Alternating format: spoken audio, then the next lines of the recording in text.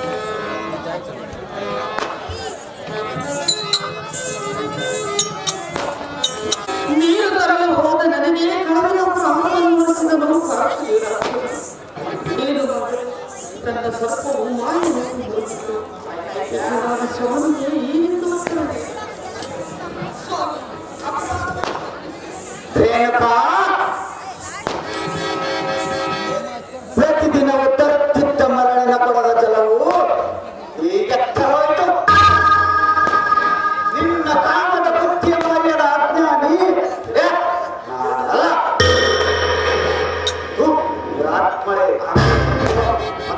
ಕಾಲಿಕ್ಕದಿರಲಿ ಆಶ್ರಮದಲ್ಲಿ ಸಿರಿ ಸಂಪತ್ತು ಅರಸತ್ತು ನಾನೆಂದಿಗೂ ಬಯಸಲಾರೆಂದು.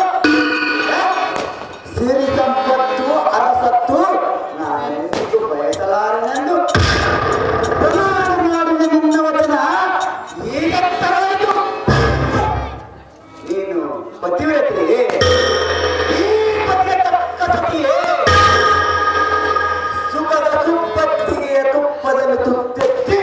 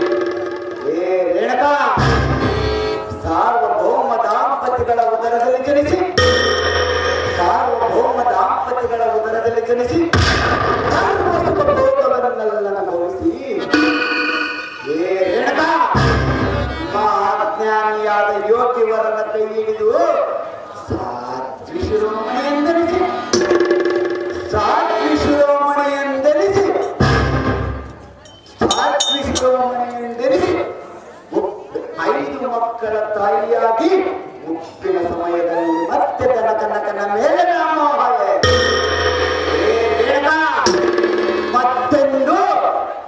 ಮತ್ತೆಂದು ಅವುಗಳ ಮೇಲೆ ಆಸೆ ಪಡುವುದಿಲ್ಲವೆಂದು ಪ್ರತಿಜ್ಞೆ ಮಾಡಿ ಮೋಹಮ್ಮತಕ್ಕೆ ಬದೆಯ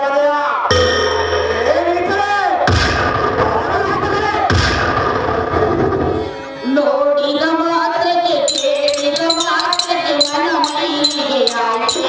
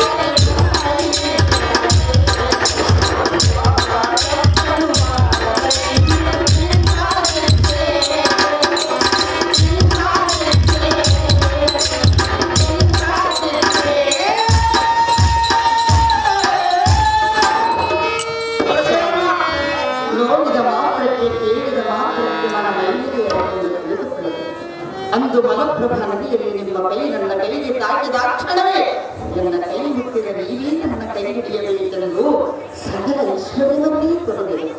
ಆಶ್ರಮವೇ ನಮ್ಮದು ಸೆರೆದು ಬಂದಿದೆ. ಈಗ 5 ಮಕ್ಕಳಾದ ಮೇಲೆ ನಿನಗೆ ಯೌವನ ಬಂದಿದ್ದೆಂದರೆ ನಾನೇನೆಂದು ಉತ್ತರ ನೀಡಲಿ? ತಪ್ಪು ಮಾಡಿದ್ದು ನಿಜವೆಂದು ಮನವರಿಕೆ ಆದರೆ ಯಾವ ಶಿಕ್ಷೆ ಕೊಟ್ಟರು ಅನುಭವಿಸಲು ಸಿದ್ಧವಾಗಿರುವ ಶಿಕ್ಷೆ ಈ ಮಾತು ಹೇಳಲು ನಿನಗೆ ನಾಚಿಕೆ ಆಗುವುದಿಲ್ಲ. ಎನ್ನ ಮನದ ಆಸೆ ನಿರಾಸೆ ಮಾಡಿದ್ದೀಯ. ಮಗವನ್ನು ತೋರಿಸದೆ ತಕ್ಷಣ ಇಲ್ಲಿಂದ ಹೊರಟು ಹೋಗು. ಅನಸಿಯ ಅಂತ ಪತಿವ್ರತೆಯಾದರು ಅಲ್ಲೇ ಅಂತ ವ್ಯಕ್ತಿಯಾದರೆ ನಿಜ ಮಣ್ಣು ಅಡಲಿ ನಾನೇ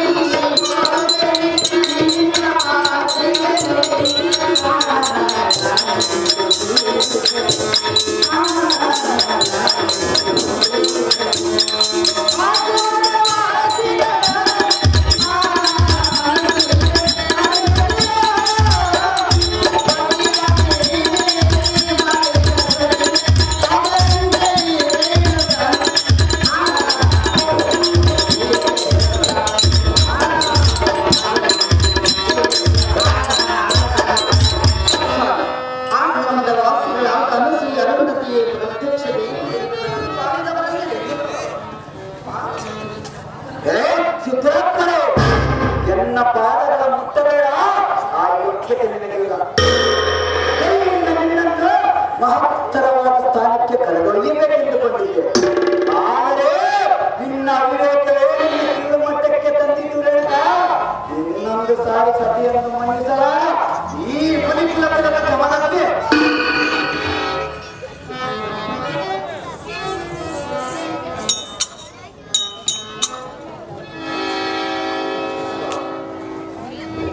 ಬಿತ್ತಿದ ಬೀಜವನ್ನು ಭೂಮಿಯೇ ನೀಡಿದೆ. ಬೇರೆ ಎತ್ತುವರ ಮೇಲೆ ತಾಯಿ ಮಗನಿಗೆ ವಿಷ ಕೊಟ್ಟರೆ ಅದು ತಾಯಿ ತಪ್ಪು ಮಾಡದ ಹೆಣ್ಣಿಗೆ ರೇಣುಕಾ ಕೇವಲ ಮಲಮೂತ್ರ ಮಣ್ಣಿನಲ್ಲಿ ಕಲಿತು ಹೋಗುವ ಈ ಶರೀರದ ಮೇಲೆ ಮೋಹ ಪಟ್ಟಿದೆ. ಅನಂತ ಕಾಲವಿರುವ ಪತಿವ್ರತ ನಾರಿಯ ಸುತ್ತೆ ಜಾತಕ್ಕೆ ಬಾರದ ನಿನ್ನ ದೇಹಕ್ಕೆ ಪ್ರಾಪ್ತವಾಗಲು ದುರ್ವಾಸನೆಯಿಂದ ರಕ್ತವನ್ನು ಬಸಿದು ಮಾಂಸವು ಕೊಳೆತು ಹೋಗಲಿ. ರೇಣುಕಾ ನಿನಗೆ ಈ ಲೋಕದ ಜನರೆಲ್ಲರೂ ನೋಡಿ ನಾಸಿಕವು ಮುಚ್ಚಿಕೊಂಡು ಬಂದ ರೀತಿ ಸುನಕದಂತೆ ದೂರ ತಳ್ಳವೇ ದೇವರೇ ಶಾಪ. ಇಲ್ಲಿಂದ ಹೋಗದಿದ್ದರೆ ಎನ್ನಗೆ ಕೋಪ.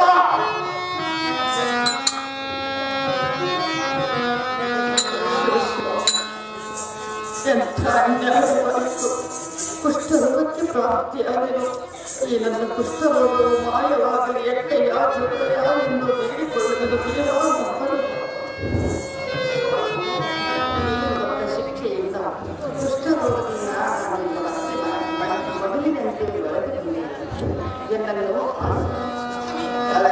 ಭಗವತಿಯ ಪುತ್ರಿಯೇ ಕನ್ನಡಿಯು ಒಂದು ಸಾರಿ ಹೊಡೆದ ಮೇಲೆ ಅದನ್ನು ವಂಚಿಸಿದರು ಸರಿಯಾದ